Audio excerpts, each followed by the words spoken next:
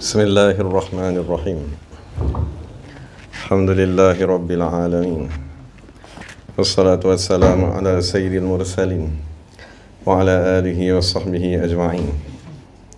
Rabbi shrah lana sudurana wa yassir lana umurana wahlul 'uqdatam min alsinatina yafqahu aqwalana.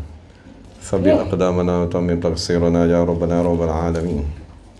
La hawla wa la quwwata illa billahil aliyyil azim. La hawla wa la quwwata illa billah. La hawla wa la quwwata illa billahil aliyyil azim. Amma ba'd.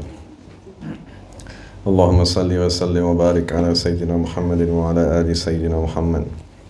Astaghfirullah alladhi la ilaha illa huwa ar-rahmanir rahim. Al-hayyul qayyum alladhi la yamutu wa atubu ilaihi. Allahumma ighfir lana. Alhamdulillah, kita bersyukur kepada Allah Subhanahu wa taala yang dapat bersama-sama dalam pengajian kitab Risalah Fardu Ain. Jadi kita dah sampai pada muka surat ke-12 pada ayat ke-5 daripada surah Al-Mu'minun. A'udzubillahi minasyaitonir rajim. Bismillahirrahmanirrahim. Walladzina hum li furujihim hafizuna illa ala azwajihim aw ma malakat aymanuhum fa innahum ghairu malumin. Faman ibtagha wara'a dzalika fa ulaika humul 'adun. Jadi kalau kita biasa belajar fiqh, keseluruhan ilmu fiqh tadi dibahagikan kepada empat bahagian. Pertama dipanggil sebagai kitabul ibadat, mana yang bincangkan tentang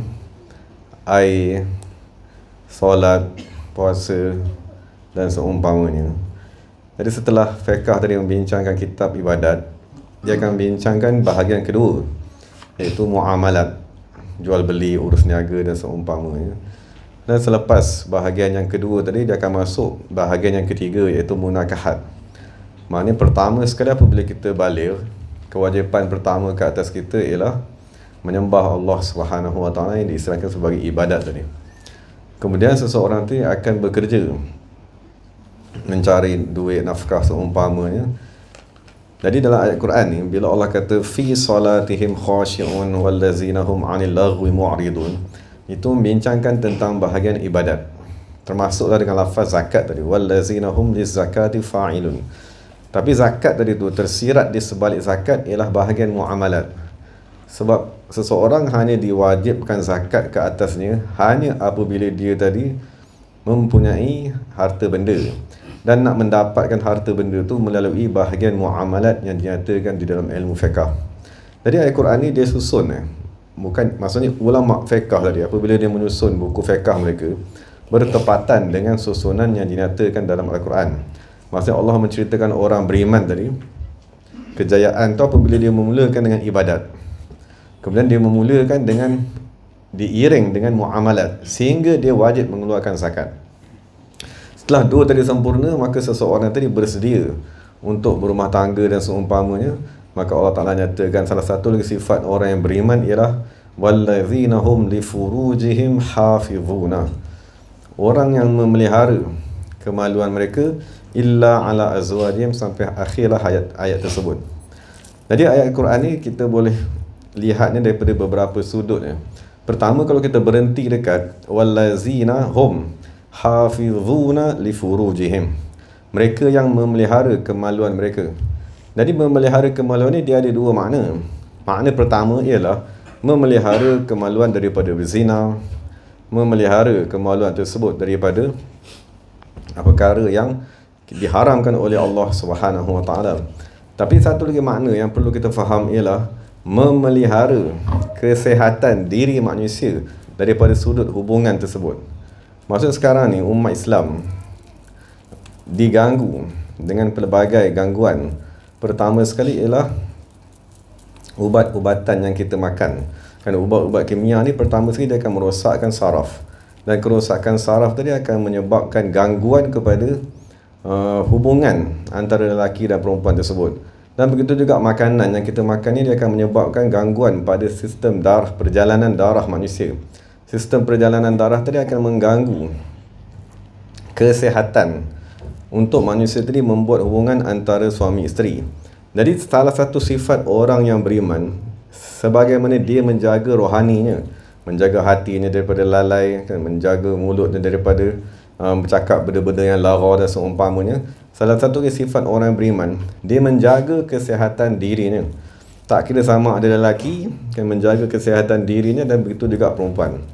Maksud kajian pada tahun 2016 yang dibuat tadi, pada 400 orang, maksud 80% daripada mereka mempunyai masalah pada kesihatan untuk melakukan hubungan antara suami isteri tadi. Jadi apabila masalah tu berlaku, dia akan menyebabkan rumah tangga tadi terganggu. Maksud kebanyakan masalah cerai tadi disebabkan ketidakpuasan antara dua pihak dalam hubungan antara suami isteri tersebut. Maka salah satu sifat beriman, sebelum dia nak menjaga diri daripada zina atau seumpamanya, dia menjaga diri daripada sudut kesihatan. Maksudnya apabila kita jumpa, maksud Imam Syafi'i sendiri radhiyallahu anhu, dia kata ilmu Islam ni terbagi kepada dua saja. Pertama, ilmu yang menjaga agama kamu, hati, sembahyang, ibadat. Dan kedua dia kata al-ilmu lil abdan, ilmu yang menjaga badan kamu. Jadi orang beriman tu dia akan jaga dua-dua. Bukannya masa kita masuk tarekat ni tujuannya nak berzikir saja. Kan tujuannya bila kita masuk dalam tarekat, kita nak melemahkan nafsu amarah tadi. Nafsu amarah dia akan menyuruh kepada kejahatan. Antara kejahatan ni ialah kerosakan pada jasmani itu sendiri. Apabila jasmani kita rosak, maka kita tak dapat melakukan tugas yang sempurna untuk meramaikan umat Nabi Muhammad SAW.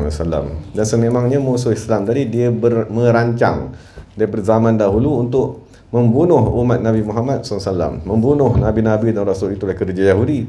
Dan salah satu lagi cara ni lah bagi tak lahir terus. Maksudnya bagi hubungan tadi rosak, kan bergaduh sesama suami isteri dengan sebab masalah hubungan kesihatan tadi. Jadi dirosakkan di sebelah lelaki dan dirosakkan di sebelah perempuan. Jadi kalau kita benar-benar beriman, akan datang kefahaman kepada kita untuk menjaga kesihatan, untuk menjaga kesihatan diri kita, supaya sebab tujuan kita berkahwin tadi ialah untuk meramaikan umat Nabi Muhammad SAW. Dan untuk nak meramaikan umat Nabi Muhammad tadi, kedua-dua pihak, di sebelah lelaki dan di sebelah perempuan tadi, dia perlu berada dalam keadaan yang sihat. Dan nak menjaga kesihatan tadi, itulah yang Allah bagi tahu, hafizuna li furujihim, mereka yang menjaga kesihatan dan keselamatan untuk mereka tadi meramaikan umat Nabi Muhammad SAW. Itulah antara sifat orang yang beriman. Maksud sekiranya kita ada masalah, kita kena pergi berubat, sama ada lelaki kan atau perempuan, apa, supaya kita tadi bersifat dengan sifat orang yang beriman. Maksud jangan sekali-kali kita mengabaikan. Maksud kita kata benda tadi tak apa, atau kita kata hubungan tadi tak penting. Padahal itulah antara sifat kan manusia yang beriman tadi, mereka memelihara kesihatan jasmani dan rohani. Kerana Rasulullah SAW bersabda, aku berbangga apabila umatku ramai pada hari akhirat. Dan setengah ulama bagi tahu, dia kata ibu bapa dengan sebab lahir saja seorang anak dah dapat pahala dah. Maksudnya bukan nak tunggu anak tu besar, mengaji, baca Quran, hafal kitab, tak. Apabila lahir saja seorang bayi dan bayi tadi bernafas, maka bernafas seorang yang beragama Islam. Orang beragama Islam bernafas. Siapa yang menyebabkan dia boleh bernafas tadi? Kedua ibu bapanya. Jadi dengan semata-mata lahir saja anak, kedua ibu bapa dah dapat pahala dah daripada Allah SWT. Jadi itu yang cuba dirosakkan oleh musuh Islam dengan keadaan yang ada di zaman kita ni lah. Jadi kita mohon daripada Allah SWT agar memelihara diri kita, mukmin, mukminah dan seumpamanya daripada segala yang merosakkan zahir dan batin. Moga-moga Allah Subhanahu wa taala merahmati kita semua. Wa aqulu qawli hadza wa astaghfirullahal azim li wa lakum wa lisairil muslimin wal muslimat. Bismillahirrahmanirrahim. Alhamdulillahirabbil alamin wassalatu wassalamu ala sayyidil mursalin wa ala alihi wa sahbihi ajma'in. Rabbana atina fid dunya hasanah wa fil akhirati hasanah wa qina azabannar. Wa sallallahu ala sayyidina Muhammadin walhamdulillahirabbil alamin. Taqabbalallahu minna wa minkum.